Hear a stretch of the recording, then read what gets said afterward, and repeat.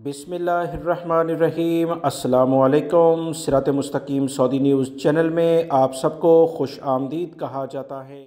Saudi अरब में रहने वाले गैर मुल्की भाई ये जानना चाहते हैं कि ईद पर इन्हें कितनी छुट्टियां मिलेंगी।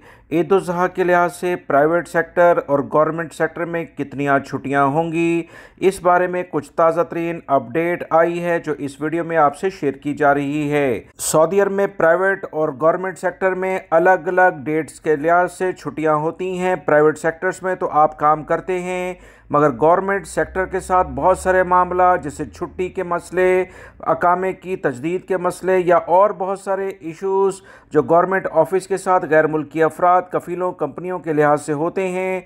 बैंक्स कब से कब तक खुलेंगे, ये तफसीलात कुछ आई हैं जो इस वीडियो का हिस्सा बनाया जा रहा है, लिहाजा वीडियो मुकम्मल देखिएगा। ताज़ा तरीन जो अहम इतलात आई हैं कि 3 जुलाई जो कि 5 ज़िलहज्जा बरोज़ इतवार बनता है, इस तारीख से लेकर 13 जुलाई 15 ज़िलहज्जा तक गवर्नमेंट सेक्टर में मुकम्मल लेवल पर छुट्टियां होंगी। अगर हम देखें तो 13 जुलाई 15 ज़िलहज्जा बरोज़ बुध बनता है, अगला सिर्फ एक दिन बाकी होता है जुमेरात का। फिर मज़ीद छुट्टियां जुमे और हफ्ते को गवर्नमेंट सेक्टर में आ सकती हैं, तो लिहाजा बहुत ज़्यादा चांसेस हैं कि 14 तारीख यानी बरोज़ जुमेरात भी गवर्नमेंट सेक्टर में तमाम ऑफिसेस बंद रहेंगे।